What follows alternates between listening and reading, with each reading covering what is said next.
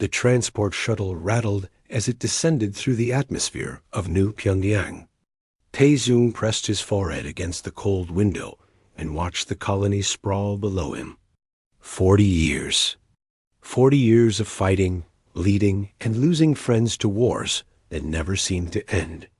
His cybernetic legs ached in the cold cabin air, a constant reminder of the battle that should have killed him 15 years ago. He was 58 years old, and tired in ways that sleep could not fix. All he wanted was a small farm on some quiet world where nobody knew his name or cared about his service record. The military had other ideas, but today was supposed to be his last day. Today, he would sign the discharge papers and disappear. The shuttle landed at the military complex with a metallic thud. Tae-Zoong grabbed his single bag and limped down the ramp. The base looked exactly as it had when he left 6 months ago, all gray concrete and razor wire. Young soldiers hurried past him without a second glance. He was old news, a relic from earlier campaigns. The administration building was quiet. A corporal directed him to the 3rd floor, where they handled final discharge procedures. Tae-Zoong climbed the stairs slowly, his artificial legs whirring softly with each step. The hallway smelled of cleaning chemicals and printer ink. Sergeant Major Tae-Zoong? A clerk looked up from her desk, her face professionally neutral. Please take a seat. There are some final matters regarding Colonel Byung-ho's estate. Tae-Zoong frowned. Byung-ho had been his commanding officer 2 years ago, a hard man who drank too much and trusted too little. They had not been friends. I heard he died. What does that have to do with me? The clerk pulled up a document on her screen. You are listed as a beneficiary in his will. There is property to be transferred. I do not want anything from him. Tae-Zoong started to stand. Sir, it is not optional. The transfer is legally mandated. Please wait here. 20 minutes later, 2 military police officers entered the room. Between them walked a woman unlike any Tae-Zoong had seen before. She was humanoid, but her skin had a faint blue tint, and delicate silver markings traced patterns across her face and bare arms. Her eyes were large and dark, and they stared at the floor as she moved. Around her neck was a metal collar that blinked with small red lights. She wore a simple gray dress that had seen better days. Her feet were bare. She stopped in front of Tae-Zoong and knelt immediately, her hands folded in her lap, her head bowed. What is this? Tae-Zoong felt ice in his stomach. The clerk consulted her tablet. This is Lyra, property designation VL7743. She is a Vellani female, age approximately 30 standard years. Colonel Byung-ho purchased her 8 years ago and registered her for diplomatic translation services. She is now legally transferred to your custody. No. Tae-Zoong stood up so fast his chair fell backward. Absolutely not. I am not taking ownership of a person. Sir, the law is clear. She cannot be freed without proper documentation and a destination world that recognizes Vellani citizenship rights. If you refuse custody, she will be reassigned to another officer or sold at auction. The clerk's voice remained flat. As if she were discussing office supplies, Tae-Zoong looked down at the woman kneeling before him. She had not moved or made a sound. The collar around her neck looked heavy. What does that collar do? It is a neural suppressor. The Vellani are telepathic. The collar prevents her from reading minds or projecting thoughts. It also enforces behavioral compliance. You mean it shocks her if she disobeys? Essentially, yes. Tae-Zoong felt sick. He had fought in 3 major campaigns against slavers and trafficking rings. He had lost friends stopping this exact horror. And now the military wanted him to become a slave owner. There must be another way. The clerk shook her head. Not under current law. The Vellani homeworld is still occupied by Korthak's forces. They are not recognized as free citizens by the coalition. Your options are to accept custody or refuse and let her be reassigned. He looked at the woman again. Lyra. Her hands were shaking slightly. She expected cruelty. She expected to be treated as an object. 40 years of service, and this was what the military had become. Fine. The word tasted like poison. I will take custody. Give me the papers. The transfer took another hour of signatures and biometric scans. The clerk explained the legal responsibilities of ownership, the feeding requirements, the restrictions on travel. Tae-Sung barely listened. He wanted to scream, to flip the desk, to walk out and never look back. But that would leave Lyra to someone who might actually want to own her. When it was done, the clerk handed him a datapad, her ownership registration and medical records. There is also a remote for the caller, should you need to enforce discipline. Tae-Sung took the remote and immediately threw it in the trash. The clerk raised an eyebrow but said nothing. Come on. He started walking toward the door without looking back. After a moment, he heard soft footsteps behind him. Lyra followed him in complete silence, her head still down, her hands folded. They walked through the base toward the transport station. Soldiers glanced at them, at the collar around Lyra's neck, and looked away quickly. Everyone knew what it meant. Nobody wanted to get involved. At the station, Tae-Sung bought 2 tickets to the orbital platform. Lyra stood beside him like a shadow. He could feel eyes on them from every direction. His anger burned hotter with each stare. The transport arrived, and they boarded. Tae-Sung found seats near the back and gestured for Lyra to sit. She hesitated, glancing at the floor, then carefully sat on the very edge of the seat, as if afraid to take up space. The transport lifted off with a hum of engines. Tae-Sung stared out the window, his jaw clenched. This was wrong. All of it. But he did not know how to fix it yet. They were halfway to the orbital platform when alarms began blaring. The transport lurched sideways. Passengers grabbed their seats and several people screamed. Attention all passengers. The pilot's voice came over the speakers, tense and controlled. We are experiencing a priority override. Remain seated. The transport changed course, banking hard. Tae-Sung grabbed the armrest and looked out the window. 3 military shuttles were closing in on them, running lights flashing. What is happening? Someone shouted. The transport landed on an isolated pad at the edge of the base. The doors opened and armed soldiers poured in. Behind them came a Korthax diplomat, tall and angular with gray-green skin and too many joints in his fingers. Sergeant Major Tae-Sung. The Korthax's voice was smooth and cold. You have something that belongs to the Korthax Empire. The female Villani in your custody is wanted for crimes against the state. You will surrender her immediately. Tae-Sung felt Lyra go rigid beside him. She was staring at the Korthax with pure terror in her eyes. She is legally registered to me, Tae-Sung said slowly. Under coalition law, you have no authority here. Coalition law is flexible when it comes to matters of galactic security. The Korthax smiled, showing too many teeth. A female possesses classified information. She must be returned for interrogation. No, the smile vanished. You refuse a diplomatic request? I refuse to hand over a person to be tortured. Tae-Sung stood up, placing himself between Lyra and the soldiers. If you want her, you will have to go through proper legal channels. The Korthax studied him for a long moment. Then he nodded to the soldiers. Take them both into custody.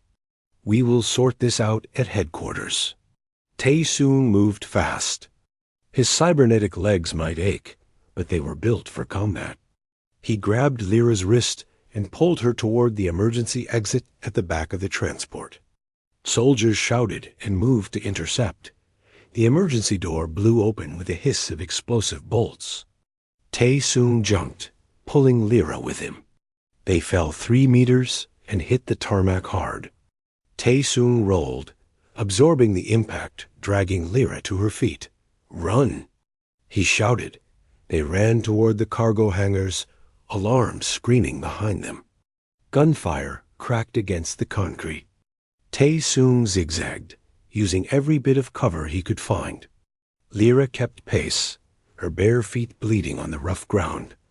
They ducked into a hangar filled with shipping containers. Tae-sung pulled Lyra behind a stack of crates and pressed a finger to his lips. She nodded, her chest heaving, her eyes wide with shock. Outside, he could hear soldiers spreading out, searching. They had minutes at best. Tae-sung looked at Lyra, really looked at her. She was terrified, confused, and bleeding.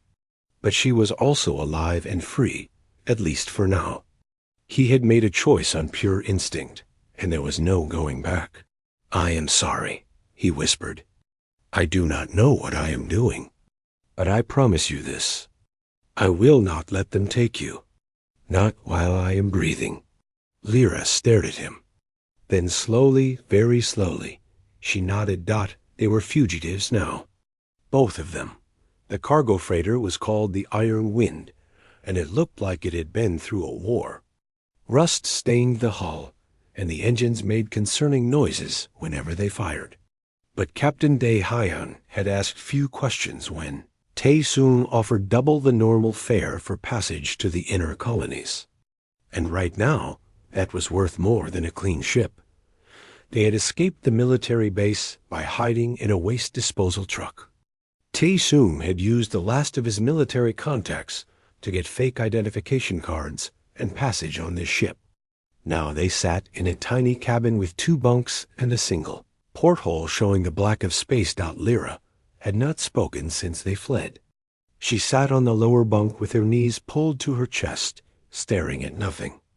The collar around her neck continued to blink its red lights.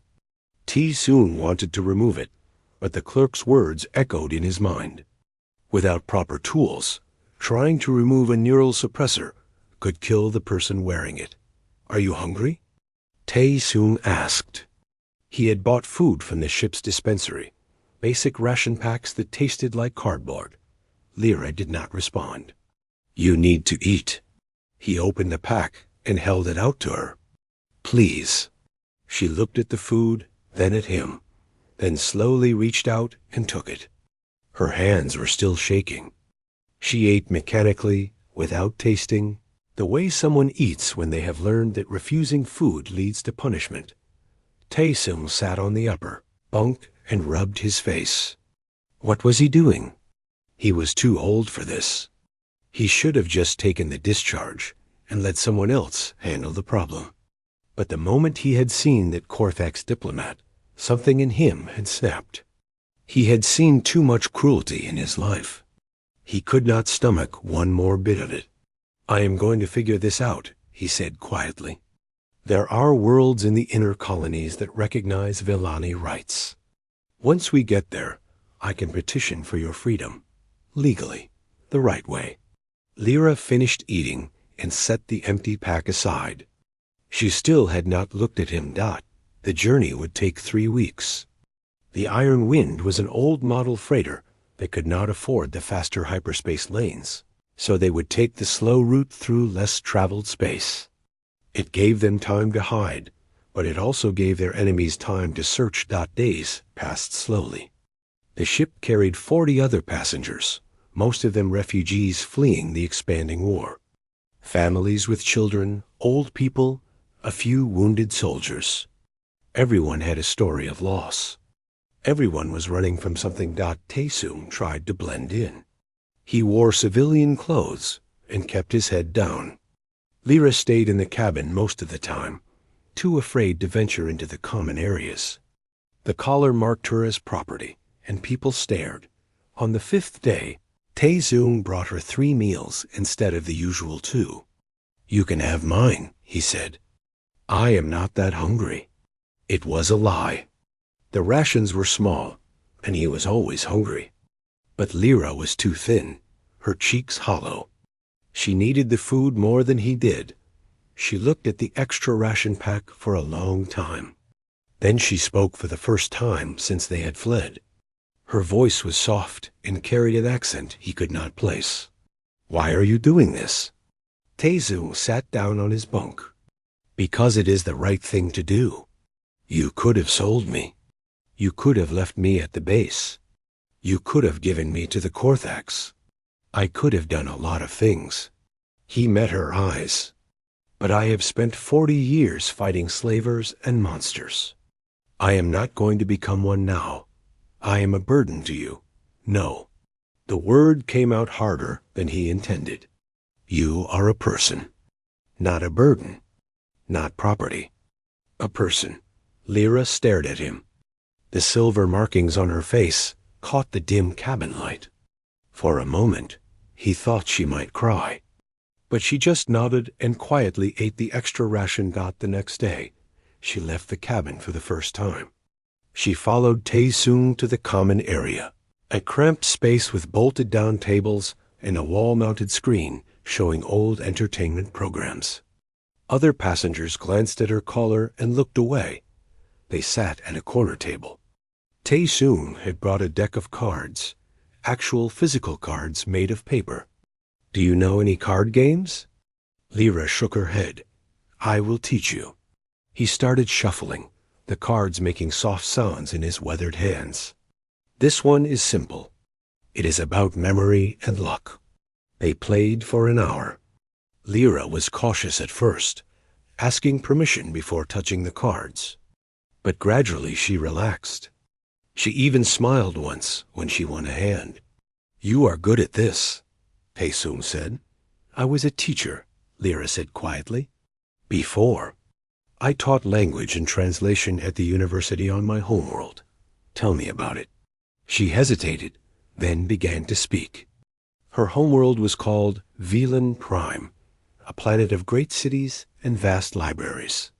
The Velani people were scholars and artists, their culture built around the pursuit of knowledge and understanding. Their telepathic abilities allowed them to share thoughts and emotions directly, creating deep bonds between individuals. Then the Korthax came. They wanted the Velani telepaths for military purposes, to interrogate prisoners and read enemy minds. When the Velani refused, the Korthax invaded. The war lasted 3 years. Billions died. The survivors were taken as slaves. Lyra had been captured while trying to evacuate children from a school. She was sold to a Korthax general first, then to a human weapons dealer, then to Colonel Byung-ho. 8 years of being passed from owner to owner, used as a tool, treated as less than human. "I am sorry," Tae-sung said when she finished. The words felt inadequate. "Why did your colonel give me to you?" "I do not know. Byung-ho and I were never close. Maybe he thought I would take care of you. Maybe it was his way of apologizing for something." Tae-sung shook his head. "He used you to interrogate prisoners, did he not?"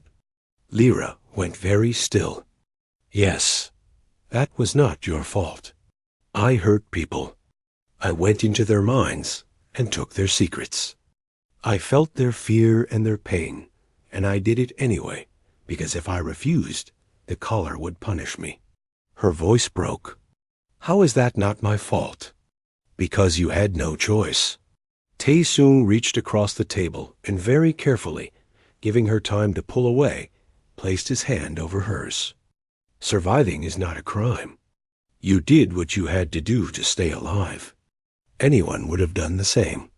Lyra looked at their hands. She did not pull away. The alarm started blaring 3 seconds later. Red lights flashed throughout the ship. The screen on the wall switched to show a warning message in bright letters. "Hostile contact. All passengers secure yourselves." Tae-sung was on his feet immediately. "We need to get to the cabin, now."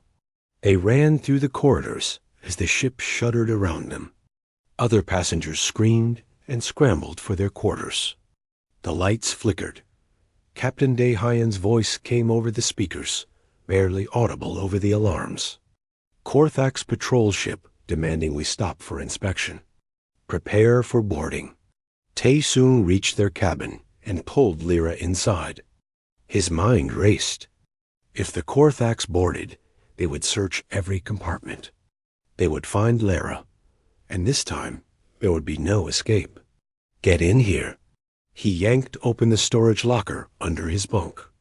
It was barely large enough for a person. Stay quiet no matter what happens. What about you? I will handle it. He helped her climb into the locker. She curled up tight, her eyes wide with fear. Remember, no matter what you hear, stay hidden. He closed the locker and sat on the bunk above it, trying to look calm. His heart hammered in his chest. He was unarmed. His cybernetic legs were built for walking, not fighting. If the Korthax found them, he had no way to protect her. The ship shuddered again as the Korthax vessel attached itself to the airlock. Tae-sung heard boots in the corridor, heavy and numerous. Doors slammed open as soldiers searched each cabin. His door opened without warning. 3 Korthax soldiers stood there, their rifles raised. Behind them was a human in military armor, clearly working with them. Everyone out, the human ordered.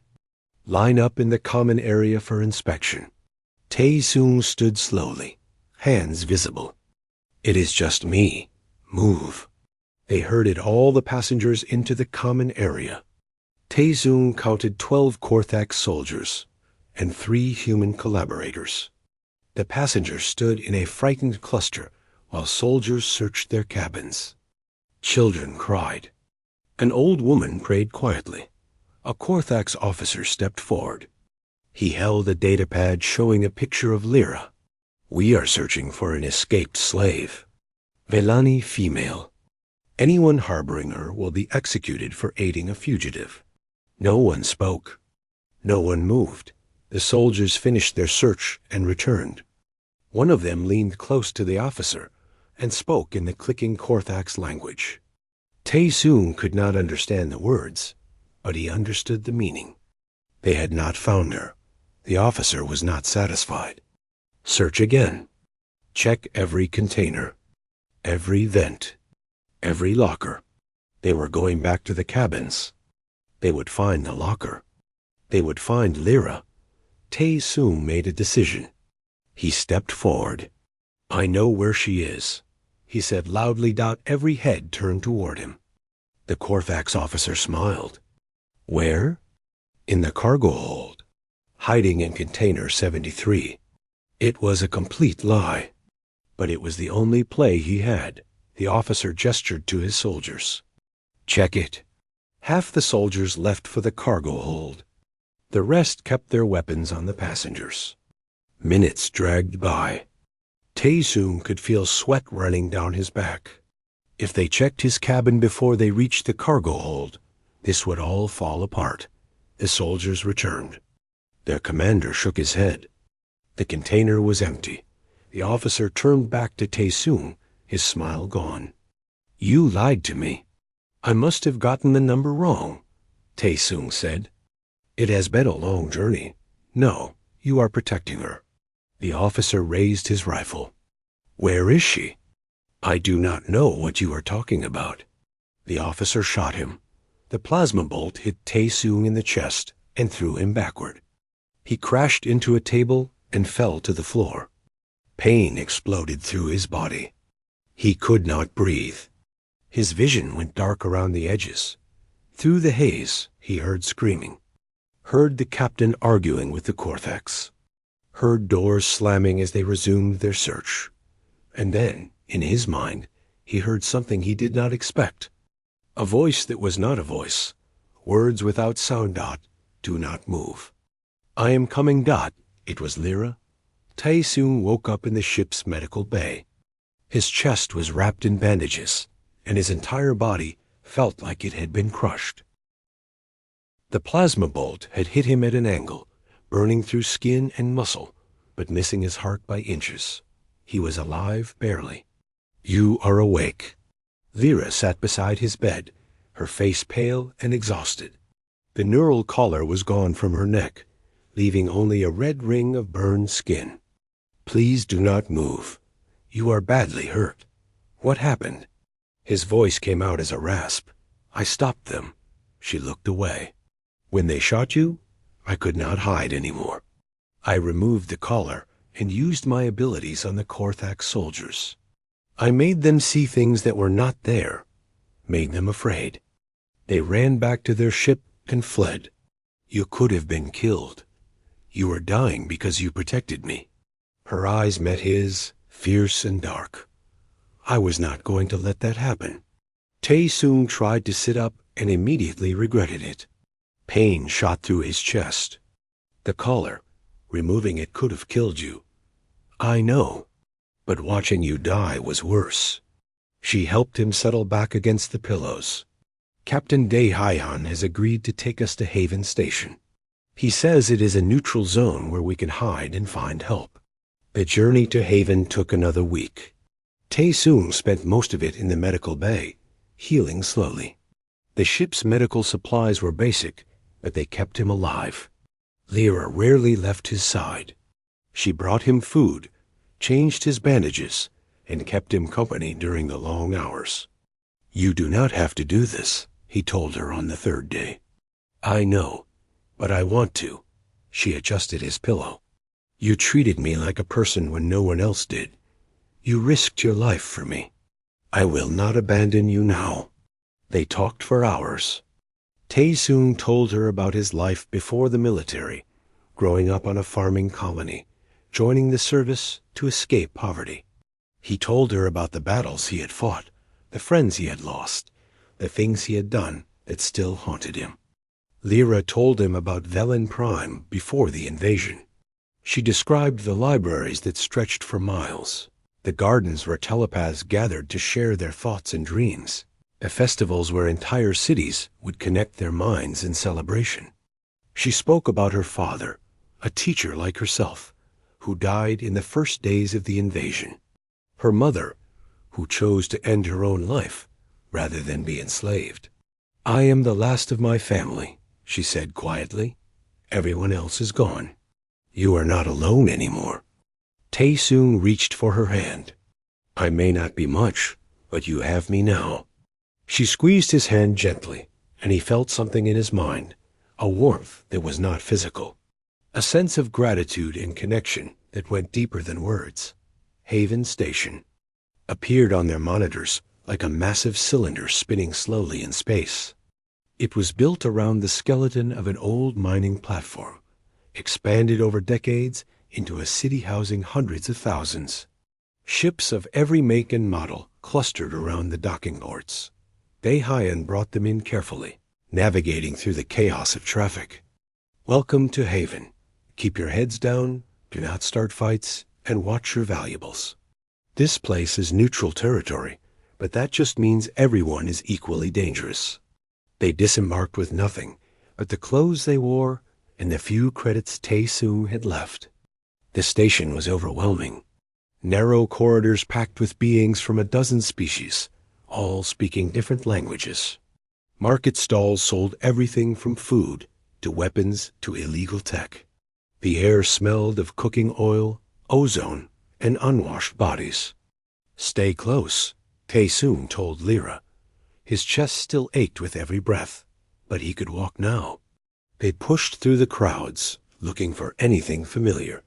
They found help in an unexpected place. A small clinic squeezed between a noodle shop and a weapons dealer, its sign written in 5 languages. Inside, a middle-aged woman with short hair was bandaging a refugee's arm. She looked up as they entered, and her eyes widened. "Tae-Sung, is that really you?" He stared at her. The face was older, the hair shorter, but he knew her. "Ga-Woo?" "In the flesh." She finished with her patient and sent them away with antibiotics. Then she turned to Tae-Sung and punched him hard in the shoulder. "You disappeared. No messages, no contact, nothing. I thought you were dead. I am sorry. The military kept me moving." He gestured to Lyra. "This is Lyra. We are in trouble and need help." Ji Woo looked at them both, taking in Taesung's obvious injuries and the burn marks on Lyra's neck. Come to the back.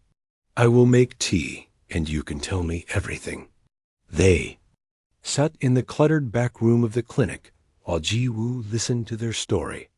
She had been a field medic during the war, serving in the same unit as Taesung for 3 years. After discharge, she had come to Haven and opened this clinic for refugees. So you are wanted by both the military and the Korthax, she said when they finished. You really know how to make enemies. Can you help us? Maybe. Ji Woo poured more tea. There is an underground network that helps escaped slaves reach sanctuary worlds. I have contacts. But you will need to prove Lyra's identity and story first. The network has to be careful. Korthax agents sometimes pose as escaped slaves to infiltrate the operation. How do we prove it? There is a Vellani elder living in the lower sections. Her name is Hana. If anyone can verify Lyra's story, she can. I will arrange a meeting. They stayed in a tiny room above the clinic that night. It had 2 sleeping mats and a single window looking out at the station's interior. Taesung could not sleep. His chest hurt, and his mind would not stop racing. Are you all right? Lyra whispered from her mat. Just thinking about what comes next. If we can get you to a sanctuary world, you will be free. Really free. What about you? The military will still want you for desertion. I will figure something out. Maybe I can disappear, change my name, find that farm I always wanted. He smiled in the darkness. It will be fine. I do not want to leave you. The words hung in the air. Taesung turned to look at her. Lyra, you deserve a life of your own. You do not owe me anything. It is not about owing. You are the first person who treated me with kindness. The first person who saw me as more than a tool or a slave. When I am with you, I feel safe. She was quiet for a moment. Is that wrong? No, it is not wrong. He felt something in his chest that had nothing to do with his injuries. I have been alone for most of my life. I do not know how to do this, whatever this is. But I do not want to lose you either. They said nothing more that night. But when morning came, Taesung woke to find that Lyra had moved her sleeping mat next to his. Ji Woo took them to meet Hana 3 days later. The lower sections of Haven Station were darker and more dangerous. Gangs controlled territory here, and the station security rarely patrolled. They walked quickly, keeping their hands visible and their eyes down. Hana lived in a converted storage unit with 5 other Vellani refugees. She was ancient. Her silver markings faded with age, her body bent. But her eyes were sharp and clear. She looked at Lyra for a long time without speaking. Then she gasped and fell to her knees. You are alive. Child, they told us you were dead. You know me? Lyra knelt beside her. I was your father's friend. I taught at the university with him. When the Korthax came, I was off-world at a conference. I escaped the invasion, but I lost everything. Everyone. Hana touched Lyra's face with shaking hands. You look so much like him. They talked for hours. Hana verified everything about Lyra's past, her family, her work at the university. She confirmed that Lyra could be trusted and should be helped. But then she said something unexpected. Your father was not just a teacher. He led the resistance in the final days before his death. He gathered intelligence, coordinated attacks, tried to save as many as he could. The Korthax captured him and executed him publicly. I know, Lyra said quietly. But what you do not know is what he did before he died. He encrypted critical information and hid it where the Korthax could never find it. Hana looked at Taesung, then back to Lyra. He hid it in your genetic memory. Military secrets, resistance networks, everything we need to fight back. You are not just a refugee child. You are the key to liberating our people. Lyra went very pale. No, that is not possible. I do not remember anything like that. It is locked away, protected. But with the right techniques, it can be accessed. You could change the course of this war. Tae-Sung felt ice in his stomach. This was bigger than he had imagined. Lyra was not just an escaped slave. She was a living database of military intelligence. Every faction in the galaxy would want her. We need to get her to the sanctuary world immediately, he said. Hana nodded. Ji Woo is making arrangements with the network. You will leave tomorrow. They returned to the clinic as the station's artificial evening cycle began. The crowds thinned slightly, and the market stalls started closing. Tae-Sung felt eyes on them from every shadow. We are being followed, Lyra whispered. I know. Keep walking. They turned a corner and found their path blocked. 5 men in mismatched armor stood there, weapons drawn. At their head was someone Tae-Sung recognized with a sinking feeling. Kang Dae. They had served together 20 years ago, before Kang Dae deserted and became a mercenary. He had cold eyes and a scarred face, and he smiled when he saw Tae-Sung. Hello, old friend. You have something very valuable, and people are willing to pay a fortune for her. Hand over the Vellani, and maybe I will let you walk away. Tae-Sung moved to stand between Kang Dae and Lyra. Not happening. I was hoping you would say that. Kang Dae raised his weapon. I never liked you anyway. The first shot missed by inches. Tae-Sung grabbed Lyra and dove into a side corridor. Plasma bolts scorched the walls around them. They ran blindly through the maze of the lower sections, Kang Dae's team close behind. They burst into an open market area. Tae-Sung saw Ji Woo ahead, waving frantically from behind a stall. They sprinted toward her as the crowd scattered in panic. This way. Ji Woo shouted. She had a pistol in her hand and fired covering shots at their pursuers. They ducked into a maintenance tunnel. Ji Woo sealed the door behind them, and they ran through the narrow passage, their footsteps echoing.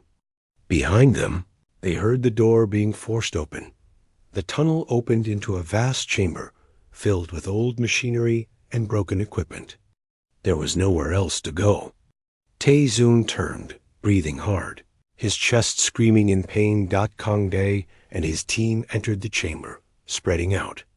End of the line, Tae-Sung. Last chance. Give her up. Tae-Sung looked at Lyra. She was terrified, but standing tall. He looked at Ji Woo, who checked her weapon with calm efficiency. Then he looked back at Kang Dae. Come and take her. The fight was brutal and short. Kang Dae's mercenaries had better weapons and armor, but they were fighting in close quarters against desperate people. Tae-Sung used every dirty trick he had learned in 40 years of combat. He threw tools, kicked over equipment, created chaos wherever he could. Ji Woo fired with precision, her medical training making her steady under pressure. She hit one mercenary in the leg, another in the shoulder. But they kept coming. Then Lyra did something extraordinary. She reached out with her mind, tentatively at first, then with growing strength. The nearest mercenary suddenly stopped and dropped his weapon, clutching his head. He saw things that were not there, memories that were not his own. He screamed and ran. Another mercenary turned on his companion, convinced the man was a Korthax soldier. They fought each other while Tae-Sung and Ji Woo took cover. Kang Dae realized what was happening. He fired at Lyra, but Tae-Sung threw himself in front of her. The bolt hit his cybernetic leg, blowing through the artificial limb with a shower of sparks. Tae-Sung fell hard. No. Lyra's scream was both physical and mental. The force of her telepathic anger hit everyone in the room like a wave. Kang Dae and his remaining mercenaries collapsed, unconscious. The chamber fell silent except for Tae-Sung's heavy breathing. His leg was destroyed, sparking and useless. Lyra knelt beside him, tears streaming down her face. I am sorry. I am so sorry. This is all my fault. Hey. He touched her cheek. You saved us. All of us. You were amazing. Ji Woo checked the unconscious mercenaries and secured their weapons. We need to move. Station security will have detected the weapons fire. And when these guys wake up, they will come after us again. I cannot walk, Tae-sung said. His leg was completely dead. The servos burned out. Then we will carry you. Lyra put his arm over her shoulder. Ji Woo took the other side. Together, they hauled him out of the chamber and through the maintenance tunnels. They emerged in the refugee district, where Ji Woo had friends who would not ask questions. A family of settlers gave them shelter in their cramped apartment. Ji Woo worked on Tae-sung's leg, but the damage was too severe for quick repairs. You will need a new leg. That will take time and money we do not have, she said. Then I will crawl if I have to. Tae-sung looked at Lyra. We need to get to that sanctuary world. But that night, everything changed. Hana arrived at the apartment with 3 other Velani refugees. They all looked frightened and urgent. The network is compromised, Hana said. Korthak's agents infiltrated it. Anyone we send through official channels will be captured. We need a new plan. What kind of plan? Ji Woo asked. We take Lyra directly to Kashar, a world beyond the war zone where a Velani resistance stronghold exists. There, telepathic specialists can safely extract the information her father hid in her memories. If we succeed, it could turn the tide of this entire war. Lyra went pale. I do not want this. I just want to be free. I know, child. But we rarely get to choose our destiny. Hannah's voice was gentle but firm. Your father gave his life to protect this information. Billions of Velani are still enslaved. You could save them. And if I say no, then you say no. No one will force you. But you should know what is at stake. They talked late into the night. The refugees explained the situation on occupied Velani worlds. Entire populations worked as slaves in factories and mines. Children were taken from their parents and trained as telepathic weapons. Those who resisted were executed publicly. How many? Lyra asked quietly. 3 billion Velani are confirmed enslaved. Millions more are missing, presumed dead. Hannah's voice was heavy with grief. Lyra looked at Tae-sung. What should I do? I cannot make this choice for you. This is your life, your decision. He took her hand. But I will tell you this.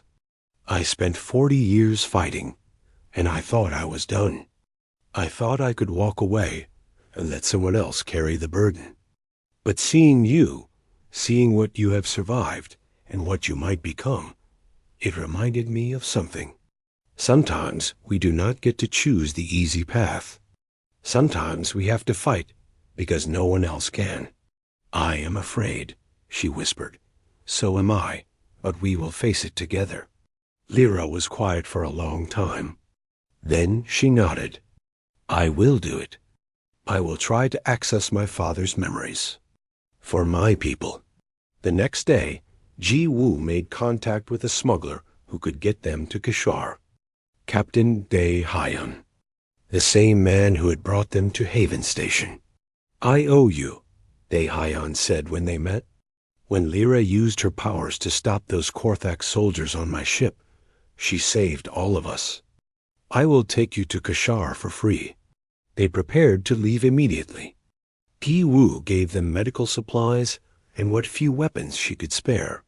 Hana provided documents and contact information for the resistance on Kashar. But as they were loading supplies onto the Iron Wind, alarms began blaring throughout the docking bay. Security forces poured in from every entrance, weapons drawn, and at their head was someone unexpected. A human admiral in full dress uniform. Admiral Yoon Seo, commander of the Eastern Fleet.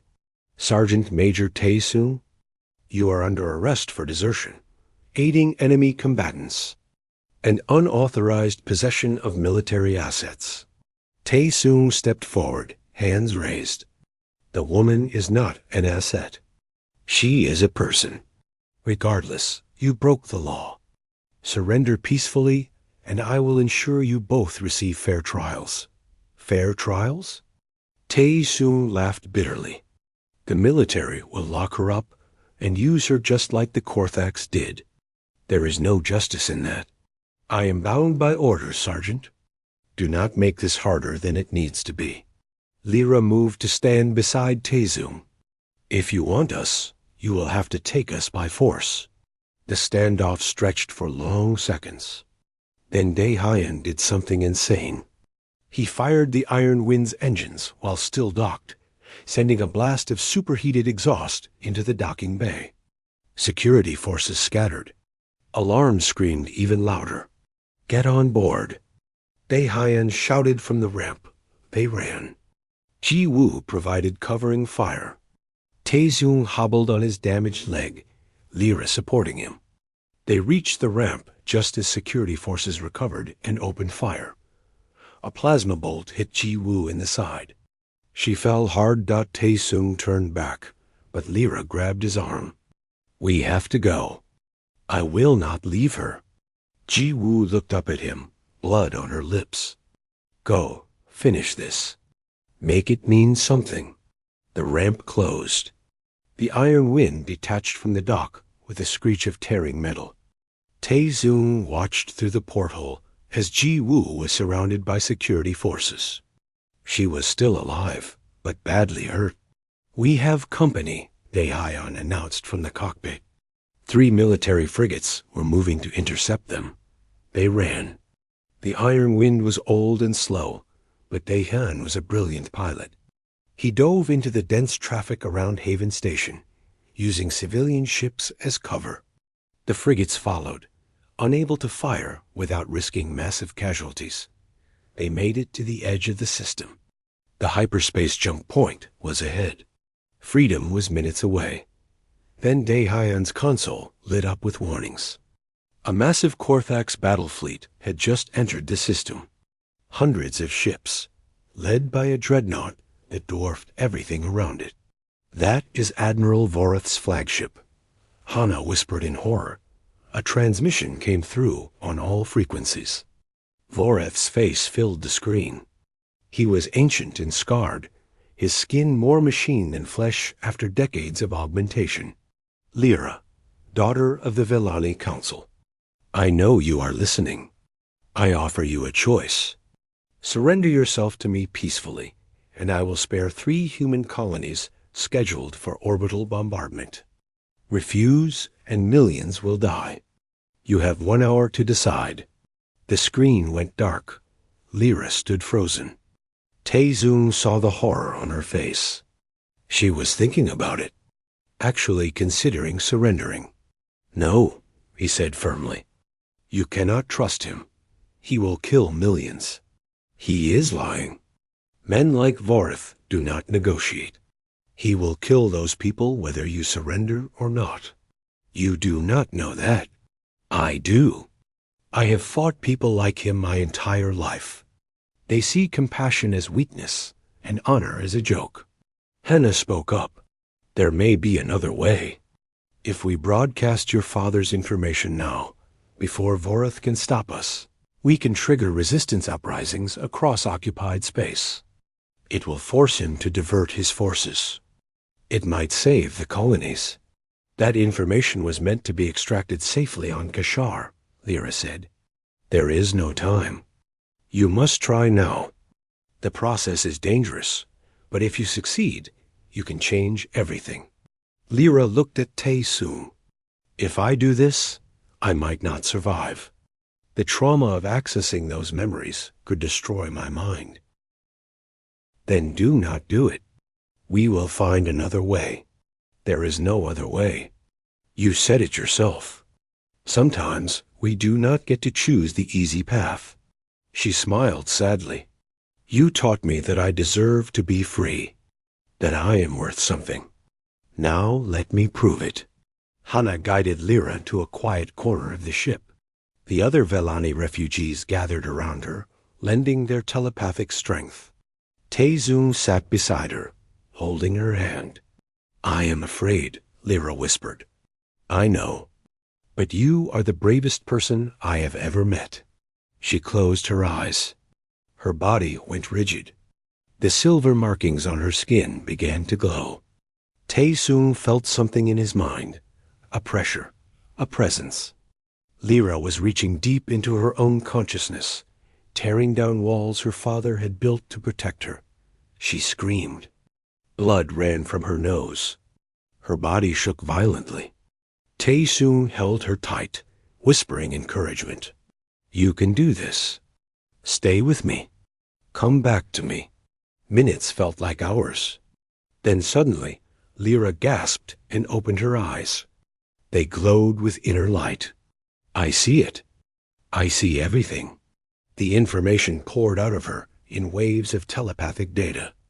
Hana and the other Velani worked frantically to capture it, to translate it into formats that could be transmitted.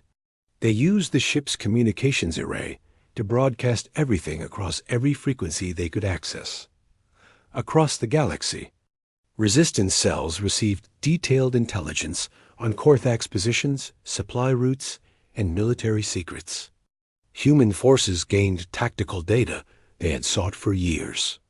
The location of a prototype weapon, hidden in deep space, capable of devastating entire fleets. The war shifted in minutes. Korthak's forces found themselves under attack on a dozen fronts simultaneously. Vorith's fleet was forced to scatter, defending multiple critical targets, but the strain was too much for Lyra. She collapsed in Taesung's arms, barely breathing. Stay with me, he begged. Please, we are not done yet. Her eyes found his. Thank you. For everything. For showing me I was worth saving. You are. You always were. She smiled. Then her eyes closed. Lyra was alive, but barely. She lay unconscious in the ship's small medical bay, her breathing shallow and irregular. Hana said her mind had retreated deep into itself to heal from the trauma of forced memory extraction. She might wake up in hours, days, or never. Taesung sat beside her bed, holding her hand. His damaged leg throbbed with pain, but he barely noticed. All he could think about was how still she looked, how fragile. We need to move, Daehayan said from the doorway. Vorith's forces are scattered, but he still has a fleet. And he knows we are the ones who transmitted that data. Then we run. Again. Taesung did not take his eyes off Lyra. Run where? Every Korthak ship in the sector is looking for us. Every bounty hunter. We are the most wanted people in the galaxy right now. I do not care. I will not abandon her. Before Daehayan could respond, the ship's alarms blared. Multiple contacts were closing fast. Through the porthole, Taesung saw 3 Korthak's destroyers emerge from hyperspace, weapons charging. They found us. Daehayan ran back to the cockpit. Strap in. The iron wind lurched as Daehayan threw it into evasive maneuvers. Plasma fire streaked past, missing by meters. The old freighter shook with each near miss. Taesung secured Lyra's medical bed, then grabbed whatever weapons he could find. A pistol with half a charge, a broken rifle, in his own desperation. If the Korthaks boarded, he would make them pay for every step. We cannot outrun them, Daehayan shouted over the comm. Their engines are too fast. Then we fight. With what?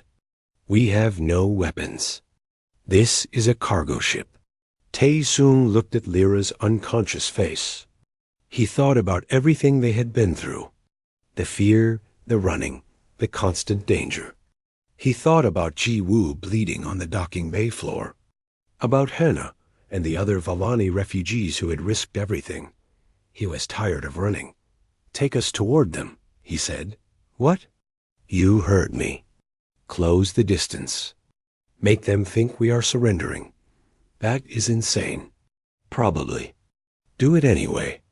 Dei-Hyan muttered something about crazy soldiers, but he changed course. The iron wind turned and flew directly toward the nearest destroyer. The Korthak ship slowed, confused by this apparent surrender. "Get ready," Taezung told Hana and the other Velani. "When I give the signal, I need all of you to do what Lyra did to those mercenaries. Reach out and confuse them. Make them see enemies where there are none. We are not as strong as she is. You do not need to be. Just cause enough chaos for a few seconds." They close to within 100 meters of the destroyer. Tae-Soon could see figures moving behind the viewports. Soldiers preparing to board. Weapon systems tracking them. Now, the Velani refugees focused their telepathic abilities together. It was weaker than Lyra's power, uncoordinated and rough, but it worked. On the destroyer, sensors started showing false readings. Crew members saw shadows and threats that did not exist. For precious seconds, they were blind and confused. "Ram them!" Tae-Soon shouted. "Are you out of your mind? Do it!" Dei-Hyan cursed and pushed the engines to maximum. The iron wind slammed into the destroyer's side at full thrust. The impact threw everyone forward. Metal screamed. Hull plates buckled. Alarms shrieked dot, but the iron wind had been built to haul cargo through asteroid fields. Its hull was thick and reinforced. The destroyer's side armor crumpled. Atmosphere vented into space. The Korthak ship spun away, damaged and listing. The other two destroyers opened fire immediately. The iron wind's shields, already weak, failed completely. A plasma bolt tore through the cargo hold. Another hit the engine compartment. Fire broke out in 3 sections. "We are dying," Dei-Hyan announced with surprising calm. "Life support is failing. Engines are gone. We have maybe 10 minutes before this ship becomes our coffin." Tae-Soon looked around the medical bay. At Lyra, still unconscious. At Hana and the refugees, terrified but determined. At the blank walls of a ship that had carried them so far, but could carry them no further. 10 minutes left. Not enough time to escape? Not enough time to say goodbye properly. And his cum crackled to life. A new voice, strong and commanding. "Iron Wind, this is Admiral Yoon Seo of the E6 Horizon. Hold your position. Help is coming." Through the shattered porthole, Tae-Soon saw the most beautiful sight of his life.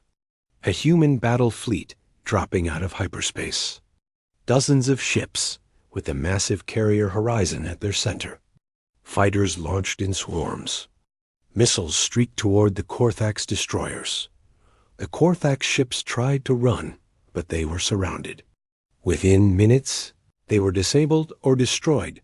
The Horizon maneuvered alongside the dying iron wind. Docking tubes extended. Tae-Soon heard boots in the corridor. Then human marines poured into the medical bay. "Everyone out. This ship is about to blow." They carried Lyra on her medical bed. Tae-Soon hobbled after her, supported by 2 marines. They evacuated everyone just as the iron wind's reactor began its final cascade failure. From the safety of the Horizon's hangar, Tae-Soon watched the old freighter break apart in silent explosions of light and debris. Dei-Hyan stood beside him, tears running down his face. "She was a good ship," the captain said quietly. "The best," Tae-Soon agreed. Admiral Yoon Seo met them in the hangar. She was younger than Tae-Soon expected, with sharp eyes and a no-nonsense demeanor. She saluted him. "Sergeant Major, your transmission changed the war. Resistance forces across occupied space are rising up. We have won battles we thought impossible. You did something extraordinary. It was not me. It was Lyra. I know. We need her awake. There is more intelligence locked in her mind. Information we desperately need. No, Taesung stepped between the Admiral and Lyra's medical bed. She has done enough. She almost died giving you what she already gave. I will not let you use her again. I am not asking, Sergeant. And I am not moving. Court-martial me if you want. Execute me. But you will not touch her. They stared at each other for long seconds. Then Yoon Seo smiled slightly. I can see why Colonel Byung-ho left her to you. He knew you would protect her. She gestured to her medical officers. Get her to the best care we have.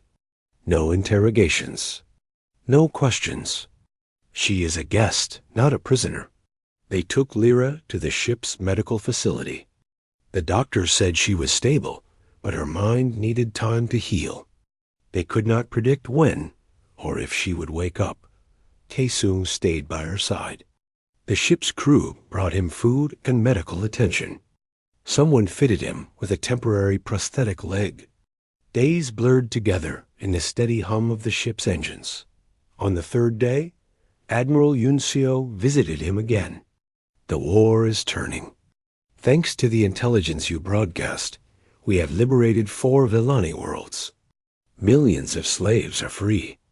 The resistance is growing stronger every day. Good.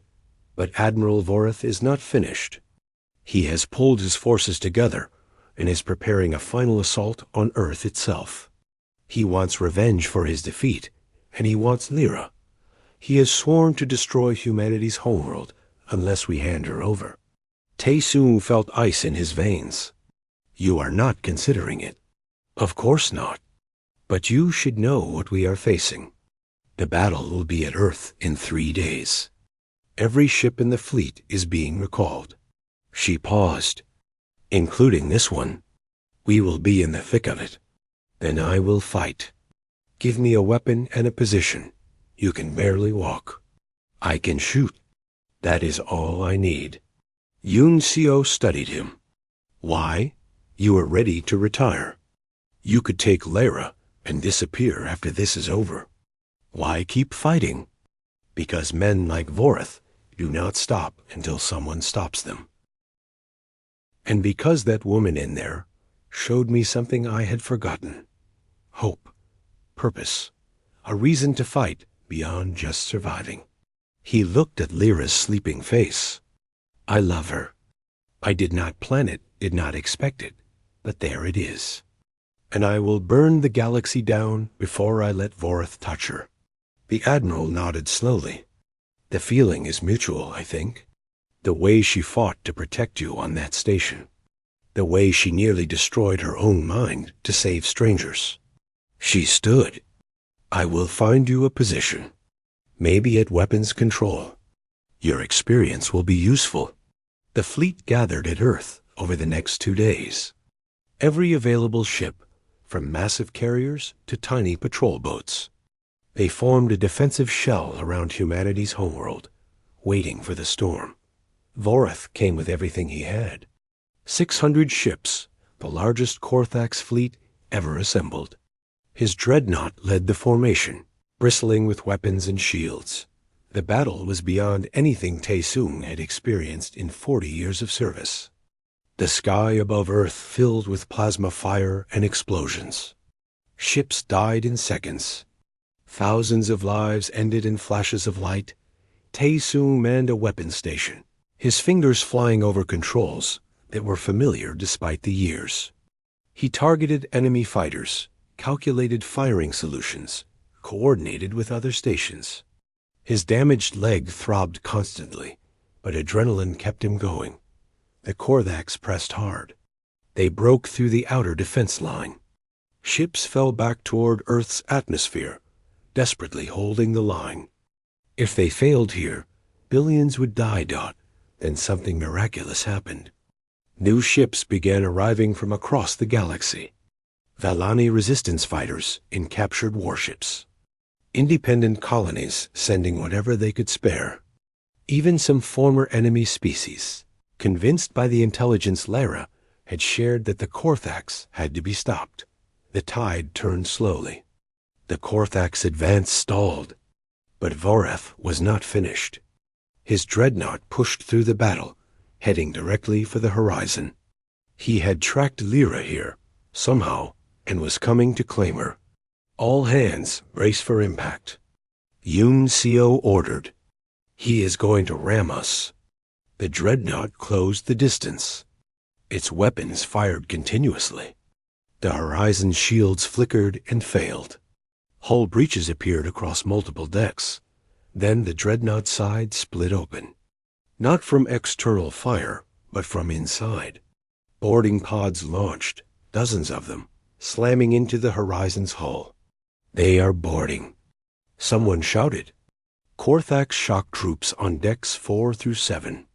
Tae soon grabbed a rifle and ran from the weapons station. He had to get to the medical bay. Had to protect Lyra. He fought through corridors filled with smoke and gunfire. Bodies lay everywhere, human and Korthaks alike. His prosthetic legs sparked and failed completely, forcing him to drag himself forward using his arms and one good leg. He reached the medical bay to find it already under attack. A dozen Korthaks warriors were cutting through the doors. Inside, medical staff had barricaded themselves around Lyra's bed. Tae-soong opened fire. He hit 3 warriors before they even knew he was there. The others turned, and he ducked behind a bulkhead as return fire scorched the air. He was outgunned and outmatched. But he had survived 40 years by being mean and clever. He triggered the emergency fire suppression system, filling the corridor with foam. Then he charged through it, firing blind, using the chaos as cover. He killed 2 more warriors before his rifle ran dry. One grabbed him and lifted him off his feet. Tae-soong drove his thumbs into the warrior's eyes. They both screamed.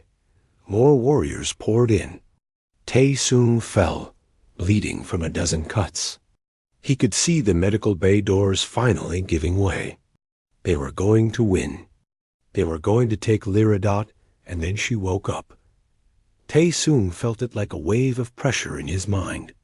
Lyra's consciousness expanded outward, fully awake, fully aware, and absolutely furious. Every Korthak's warrior in the corridor froze. Their weapons clattered to the floor. Their hands went to their heads. They fell one by one, screaming in languages Tae-soong did not understand. The medical bay doors opened. Lyra stepped out. Her eyes glowed with inner light. The silver markings on her skin blazed. She walked past the fallen Korthaks and knelt beside Tae-soong. "You came for me," she said softly. "Always," he managed. She helped him to his feet. Together they moved through the ship, and wherever they went, Korthak's warriors fell before her telepathic might. She was not just powerful. She was unstoppable. But Lyra did not just attack. She connected with every Vellani consciousness on every ship in the battle. Hundreds of freed slaves, resistance fighters, refugees. She joined them all together in a network of shared thought and purpose. The effect was devastating. Korthak's forces found themselves facing coordinated attacks from every direction. Their strategies anticipated, their movements predicted. The battle that had seemed desperate moments ago shifted decisively. Admiral Vorath felt his fleet collapsing around him. In rage and desperation, he abandoned the dreadnought and led his personal guard in one final assault. He would take Lyra himself or die trying. They met in the Horizon's main hangar. Vorath was massive, more machine than flesh, augmented for a century of war. He carried weapons that could cut through steel. Behind him, elite soldiers in heavy armor formed a wall. On the other side stood Tae-soong, barely able to stand. Lyra, exhausted but defiant. And a handful of human marines who refused to abandon them. "You have cost me everything," Vorath said in perfect human standard. "My fleet, my reputation, my empire. I will take your lives in payment." "You enslaved billions," Lyra responded. "Destroyed worlds. Murdered my people. And you speak of payment? Your people were weak. They deserved their fate. Tae-Sung raised his pistol. One more step and I shoot. Vorith laughed. You cannot even stand, old man. How will you fight me? The same way I have always fought. With everything I have. Vorith moved with terrifying speed. His soldiers opened fire. The Marines fired back. The hangar became hell. Tae-Sung emptied his pistol into Vorith's armored chest. The shots did nothing. Vorith's clawed hand closed around Tae-Sung's throat and lifted him into the air. You die first, Vorith hissed. Lyra screamed. Her telepathic power focused into a single devastating attack directly into Vorith's mind. But his mental conditioning held. He had spent decades building defenses against telepathy. She could not break through alone. Then Hannah arrived with the other Vellani refugees. Then more Vellani from other ships, drawn by Lyra's call. Dozens, then hundreds of telepathic minds joined together. They connected with Vellani across the entire battle, creating a network of consciousness that spanned light years. The combined force focused through. Lyra struck Vorith like a hammer. His defenses shattered. His mind was flooded with every moment of suffering he had caused. Every slave's fear. Every parent's grief. Every child torn from their family. 100 years of cruelty reflected back on him all at once. Vorith's hand opened. Tae-Sung fell to the deck, gasping. The ancient admiral stood rigid, his eyes wide with horror at what he was experiencing. This is what you did, Lyra said quietly. This is what you caused. Remember it. Understand it. And know that we will never forget. Vorith collapsed. His heart, stressed beyond endurance by the shock, simply stopped. The greatest Korthax military leader in a century died on his knees in a human hangar, killed not by weapons, but by the weight of his own evil. His soldiers, seeing their commander fall, surrendered immediately. The battle ended within the hour. The Korthax fleet, leaderless and broken, retreated. Humanity had won. The Vellani had won, but the cost was staggering. Thousands of ships destroyed. Millions dead. Earth's orbital stations were burning wrecks. The victory was real, but so was the grief. Tae-Sung spent a month in the medical bay recovering from his injuries. They gave him a new prosthetic leg, better than the old one. The doctors said he was lucky to be alive. He felt old and tired, but alive. Lyra visited him every day. She was healing, too, her mind slowly recovering from the trauma of memory extraction and battle. They talked about everything and nothing. About the future. About what came next. The Vellani want me to lead them, she said one afternoon. Hannah says I am a symbol now. The daughter who freed her people. What do you want? I do not know. For so long, I just wanted to survive. Then I wanted freedom. Now I have both, and I do not know what to do with them. Tae-Sung took her hand. You do not have to decide today. Or tomorrow. Take your time. What about you? The military has cleared your name. Admiral Yunzio even recommended you for a medal. You could return to service. Or finally get that farm you always wanted. I do not want a farm anymore. He smiled at her. I want to be wherever you are. If you will have me. Lyra's eyes filled with tears. You gave me everything. You showed me I was worth saving, that I deserved dignity and choice and love. How could I not want you? She leaned down and kissed him. It was gentle and tentative, the kiss of two people learning how to be whole together.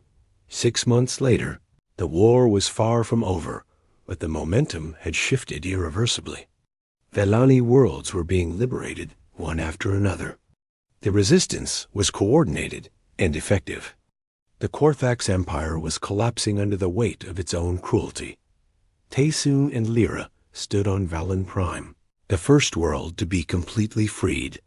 The cities were scarred, and the libraries burned, but the people were free. They were rebuilding. The Valani had offered Lyra a position on the new governing council. After long thought, she had accepted, but on her terms. She would serve as a voice for the freed, not as a weapon or a symbol to be used. Taesung had accepted a position training resistance fighters. He taught them the tactics he had learned in 40 years of war. But more importantly, he taught them about honor, about fighting for something beyond revenge. They lived in a small house on the outskirts of the capital. It was not the quiet farm Taesung had dreamed of, but it was home. Lyra filled it with books and plants. Taesung cooked meals and complained about his artificial leg. They were not the same people who had fled that military base so long ago. They were scarred and changed, marked by everything they had survived. But they were also free, together, building something new from the ashes of the old. One evening, they stood on their balcony watching the sunset. The sky was orange and purple, beautiful despite everything. "Do you regret it?" Lyra asked. "Giving up your retirement, your peaceful life?" Taesung thought about it honestly. "No, meeting you was the most important thing that ever happened to me. Everything before was just preparation. Everything after is gift. I love you," she said simply. "I love you too." In the distance, they could hear the sounds of the city. Children playing, people laughing, the sound of a world healing. They had fought for this, bled for it, nearly died for it, and now they would live for it. The galaxy was still broken. The war was still raging. There would be more battles, more losses, more grief. But tonight, on a liberated world under an alien sunset, an old soldier and a freed slave stood together and watched the stars come out. They had survived. They had won. And tomorrow, they would fight again. Together, always together.